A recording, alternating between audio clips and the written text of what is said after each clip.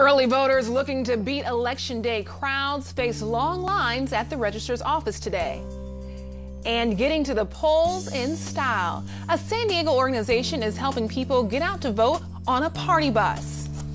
That's what makes America tick. It's what was designed into this country to make us different and have citizens have a place in what's going on. And a group of Americans remind us voting can be an act of patriotism.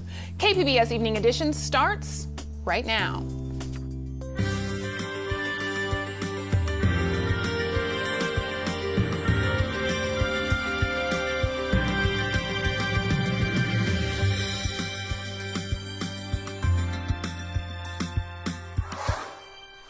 Good evening and thanks for joining us. I'm Ebony Monet. Today was a busy day for the Registrar of Voters office as people lined up to get their early vote in before Election Day begins. The Registrar of Voters says his staff is already counting mail-in ballots and will release those results tomorrow as polls close. KPBS North County Bureau reporter Allison St. John has more on just how significant those early returns will be. Ebony, Registrar Michael Vu said more than 4,000 people came in to vote early at his office over the weekend. He says a much bigger number, about 500,000 people, have returned their mail-in ballots already, and his staff are busy tallying the results of those ballots. Those results will be released at 8 o'clock tomorrow night, right about the time polls close. Vu says he hopes to have about 400,000 ballots counted and ready to release. About 1.6 million people are registered to vote in San Diego County, so if they all voted, those early returns would be a quarter of all votes cast. But Vu estimates that turnout could be around 75%. So if that's the case, those early returns make up an even bigger share of the final tally. The long and the short of it is, Vu estimates about 1/3 of all ballots will be counted and the results released by 8 o'clock tomorrow night. After that, precinct results will trickle in all night, and the registrar's office will be working till about 4 or 5 the next morning, Vu says, to finish counting every ballot cast at a precinct on Election Day. Then they'll catch some sleep before counting the rest of the mail-in ballots and provisional ballots in coming days. If races are close, it could be a while till we know the final results, but if they're not close, we'll have a good idea as early as 8 o'clock tomorrow night. From the North County Bureau, I'm Allison St. John. A record-breaking 19.4 million people have registered to vote in California. That's more than 78% of the state's eligible residents and an all-time high. Analysts say the majority of newly registered voters are millennial Democrats. That those voters who register in the weeks before a big presidential election are likely voters. So these are the voters that are likely to tip a number of important congressional, legislative measures or ballot measures. Analysts predict the majority of the 17 statewide ballot initiatives will pass because of the vast voting populace. Voter registration in San Diego County is also at a record-breaking high, but will that translate into a record-breaking turnout? KPBS City Heights reporter Taryn Minto says that's a concern in San Diego City Council District 9. It has precincts with some of the city's highest voter turnout rates, and it has precincts with some of the city's lowest turnout rates. This mural on the side of the YMCA near City Heights shows that as of August, more than 58,000 people were registered to vote. But as of today, the latest numbers from the registrar show that in District 9, more than 62,000 people are now registered to vote. That's more than 52% of the eligible population. But during the primary election, less than half of those who registered to vote actually cast a ballot. I spoke with Sean Elo from the Mid-City Community Advocacy Network to find out how his group is trying to boost those numbers this election. Most campaigns, especially the candidate campaigns, are going to write off most of a lot of the voters here in City Heights because they're not likely to vote. We don't do that. Those are specifically the focus of our attention. Our staff here has gone to the same houses over and over again. They are calling those folks. They're going to be texting them today. So we'll call, we'll text, and we'll knock today, and then we'll knock, text, and call again tomorrow. The same people, and if they've promised us to vote, we're going to keep reminding them that they promised, and that we're following it and they haven't voted yet and they need to go out there and do it. Elo says the voters that they helped register and connected with during the primary election turned out at a rate of 61%. The voters that they didn't connect with or register turned out at a rate of 32%. For KPBS News, I'm Taryn Munto. The Cal Endowment supports the Mid-City Community Advocacy Network and also funds Speak City Heights. A San Diego organization is trying to get voters hyped about casting their ballots. Alliance San Diego will offer voters a lift to the polls on a party bus. The bus is part of a larger campaign called Crash the Party. Officials say the goal is to get everyone, especially underrepresented communities, to vote on Election Day. Through this campaign, we're trying to get people really excited and hyped up about voting and getting people out to vote. So our hope is that through, visually and representing, taking folks to vote, that others will be just as inspired or just as, I really want to go vote or something like that. The bus will be providing transportation to voters in Encanto and Lincoln Park neighborhoods. It will run from 9 a.m. until noon.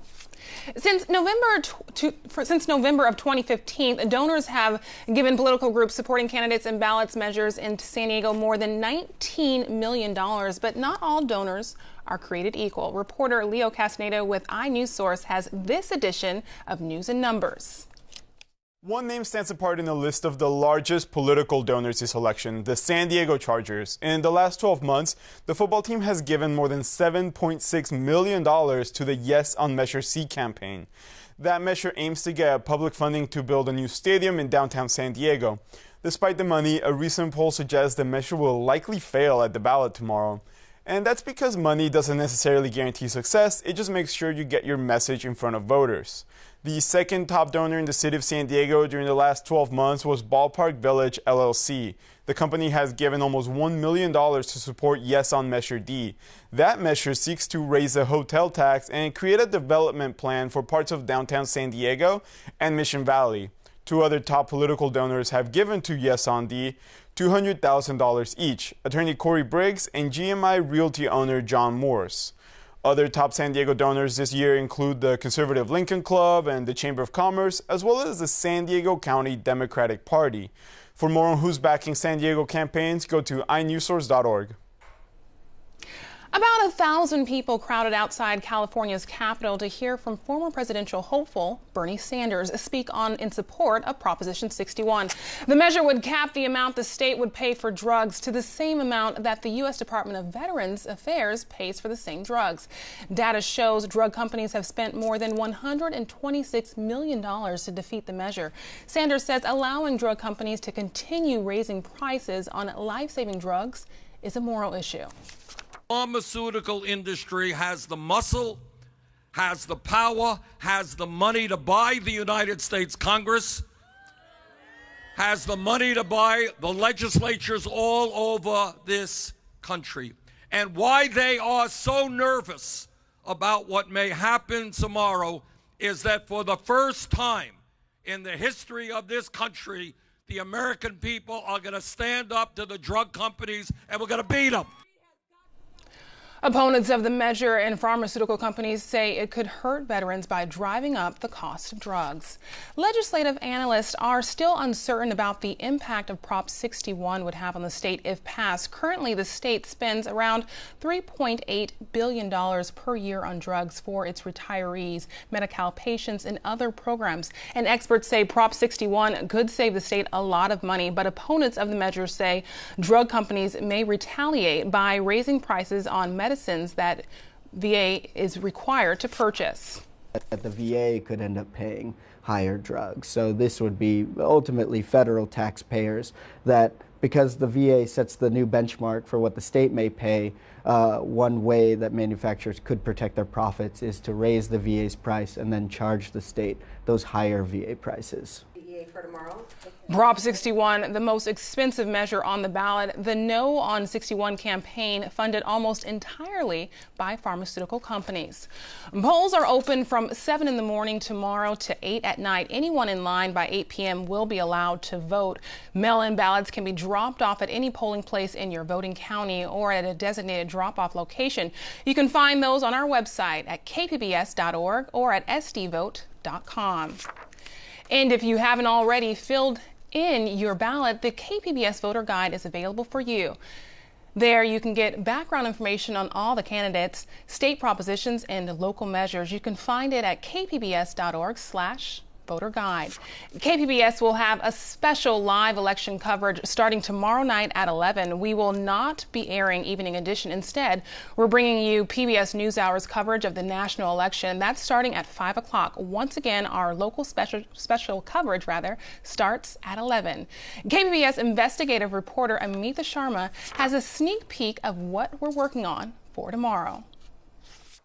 Ebony, as you well know, tomorrow's election is going to be big and historic. Americans might vote in their first woman president in 240 years, or they could opt for a controversial businessman with no political experience.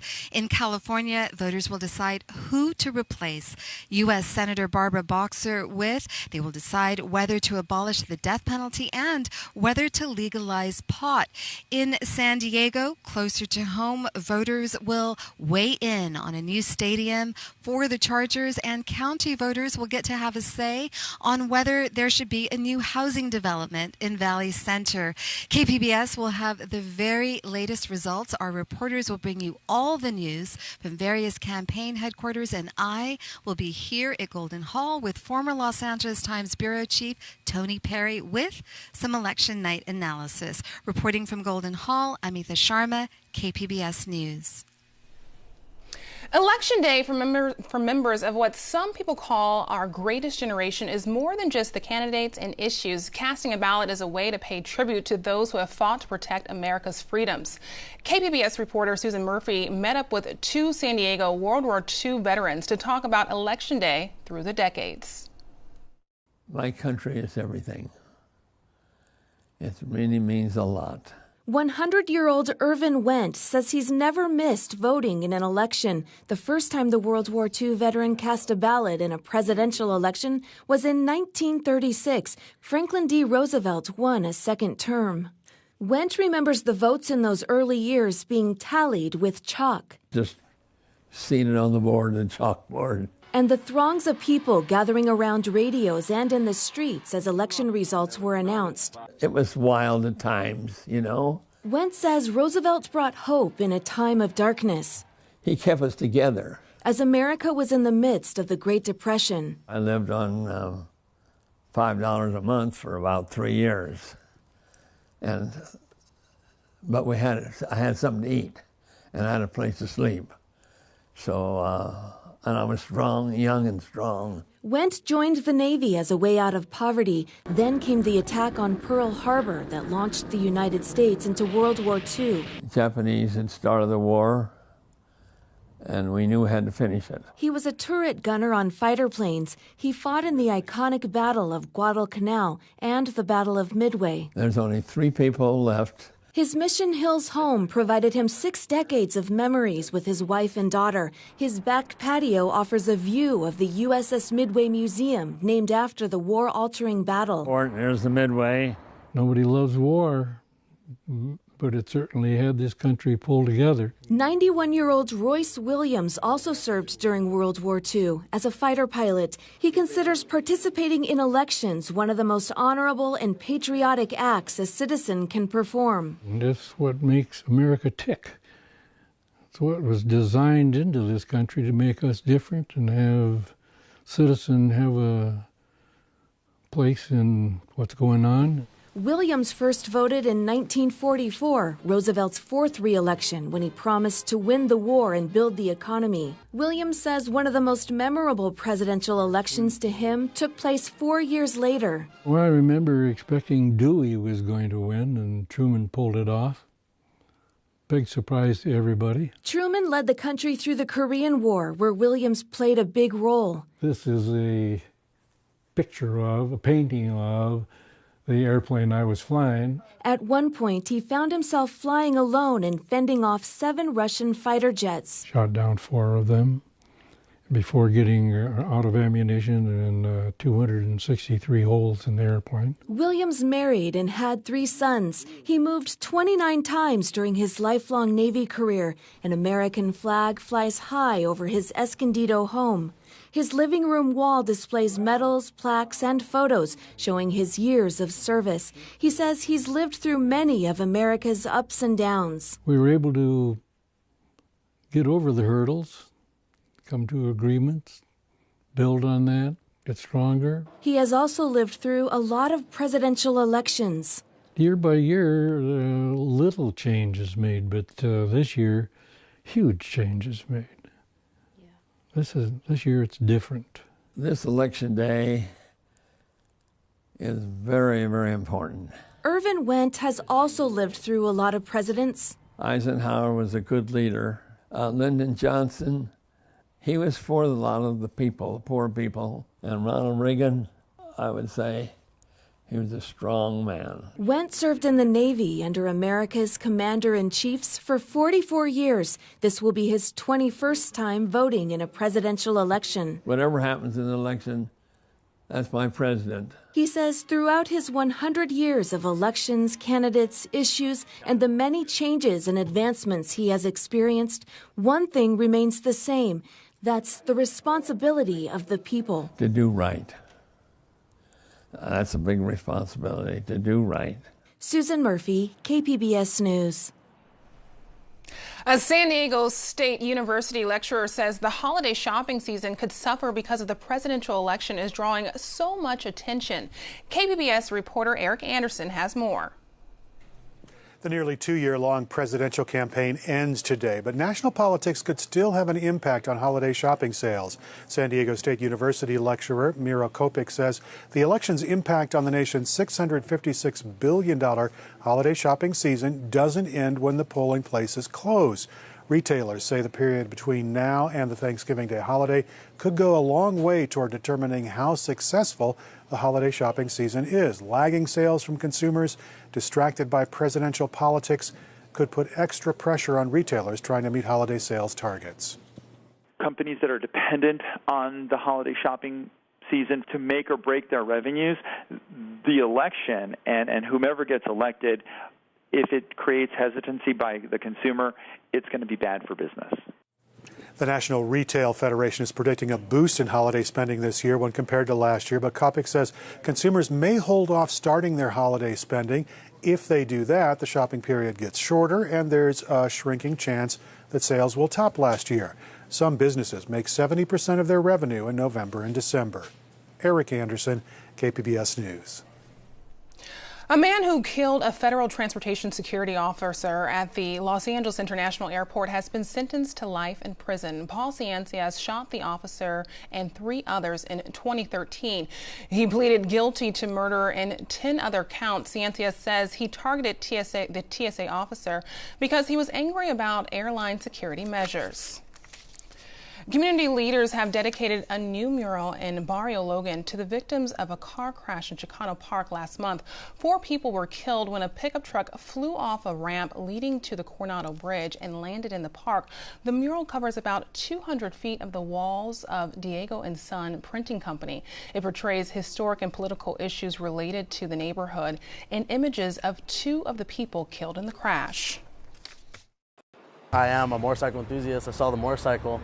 And to know that they were riders, that was a big thing. They were just having a good party, hanging out, friends with friends, family with friends, and then the devastation of a vehicle coming down on top of them. It just completely, it's crazy to even think about. I can't even think about what that would even look like. I can't even. It's terrible. The mural also depicts Bob Dylan and shows support for the Standing Sioux tribe and displays opposition to ballot measures C and D. 200 countries are meeting in Marrakesh, Morocco this week for the United Nations Annual Climate Change Summit.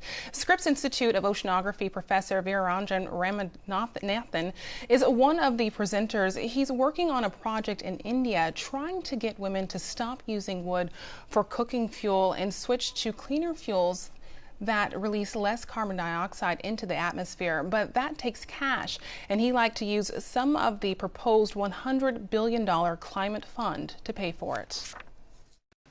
There are 3 billion people who are still relying on 18th century technologies.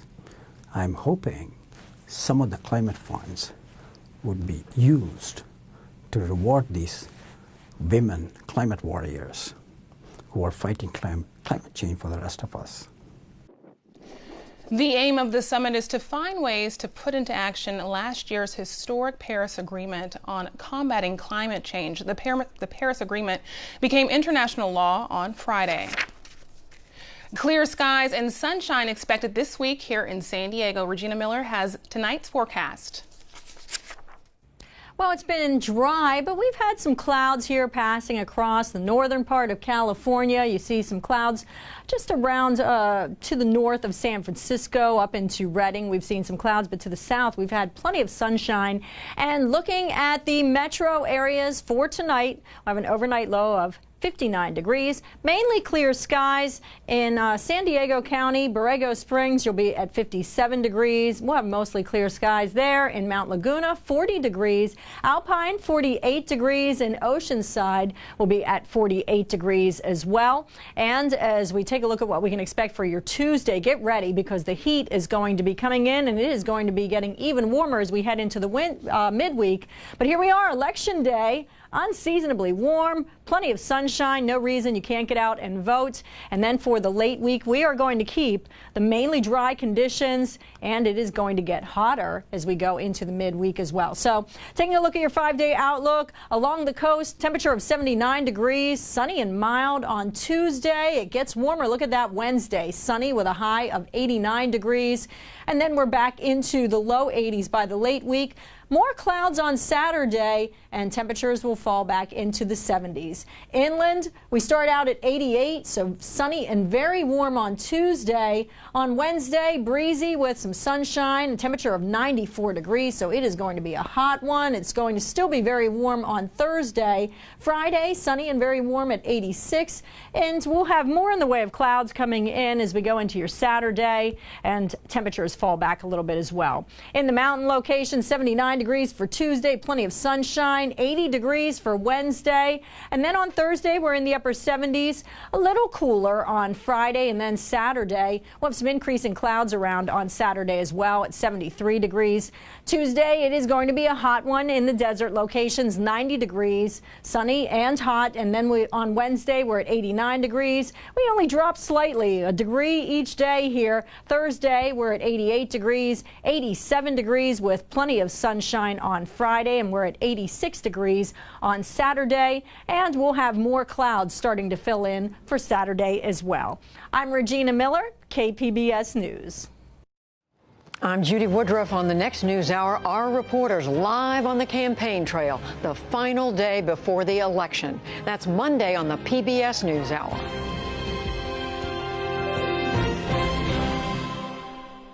Former U.S. Attorney General Janet Reno has died of complications of Parkinson's disease. She was the first woman to hold that position. Reno served during the Clinton administration. Associated Press reporter Pandaman Andarama has the story. The first woman to serve as Attorney General, Janet Reno, has died. At 6 feet tall, Reno was one of the most recognizable and polarizing figures, serving nearly 8 years under President Bill Clinton, one of the longest to hold the post. She faced tough decisions throughout her career, setting the tone for modern-day challenges. Here, following the 1996 Olympic Park bombing in Atlanta. That terrorism must be every nation's concern, and that we stand united in our desire to defeat it. Early in her tenure, she faced intense criticism for the deadly raid on the Branch Davidian compound in Waco, Texas. Branch Davidian leader David Koresh and some 80 of his followers died following a 51-day standoff when the complex caught fire. News outlets captured the scene as it burned to the ground. Later, the Miami native enraged her hometown's Cuban-American community when she authorized the armed seizure of 6-year-old Elian Gonzalez. Photos captured by the Associated Press raised questions about the moment federal authorities entered the home where Elian was staying with relatives. And as I understand it, if you look at it carefully, it shows that the gun was pointed to the side and that the finger was not on the trigger. It is important in these situations to look carefully and to understand the facts. Reno defended their actions. This has been a very emotional case for everyone involved. The most important thing is that Elian is safe and that no one was seriously hurt. Gonzalez was then returned to Cuba with his father. In 1995, Reno was diagnosed with Parkinson's disease after noticing a trembling in her left hand. Well, my hand was shaking this summer, and I thought it would go away. I thought it was maybe you all picking on me. She announced the diagnosis during a weekly press conference and vowed that it would not hinder her job performance. And I intend to keep on doing it. After leaving Washington, Reno returned to her home state of Florida. In 2002, she made an unsuccessful bid for governor, losing in the Democratic primary. That would be her last foray into politics. In recent years, she served on the board of the Innocence Project, which works to free prisoners who can be exonerated through DNA testing. Padmananda Rama, The Associated Press. You can find tonight's stories on our website, kpbs.org/evening edition. Thanks for joining us. Have a great night.